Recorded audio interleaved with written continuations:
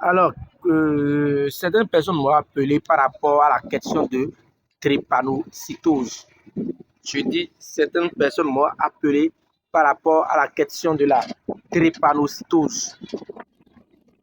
Mais, grand maître Bourrel, j'ai mon enfant qui souffre de la drépanocytose. Qu'est-ce que tu me conseilles? Alors, astuce pour traiter la drépanocytose. Qu'est-ce qu'il faut faire?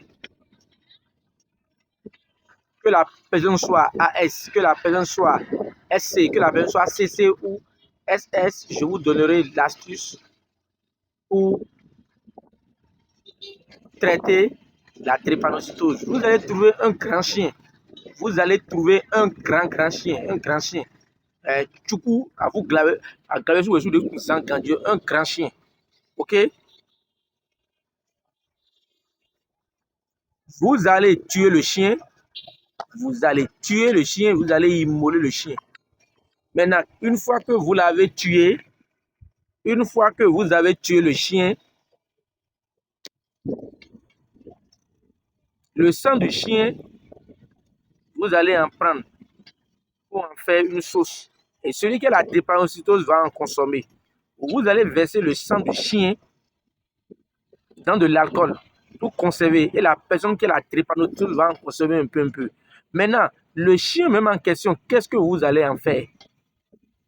Vous mettez le chien même en question, dans un sac, en sachet. Vous l'enveloppez plusieurs fois, vous creusez un grand trou et puis vous l'enterrez. Vous creusez un grand trou et vous l'enterrez. Vous laissez 6 mois. Après les 6 mois, vous irez déterrer. Le chien qui est déjà enterré dans le trou. Vous allez remarquer que vous allez retrouver uniquement les ossements. Vous allez avoir uniquement les ossements du chien. Ces ossements seront déjà secs.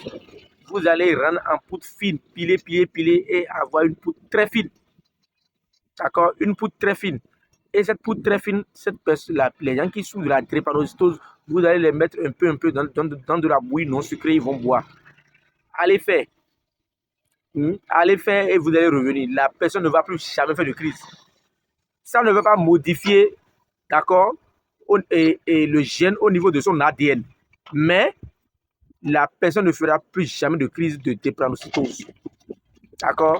Et quand vous irez au laboratoire pour faire l'électrophorèse de l'hémoglobine, c'est vrai, la personne sera toujours SC, SC, CC ou bien AC ou SS, mais la personne ne fera plus jamais de crise de drépanocytose. Le grand maître Borel depuis le Kravis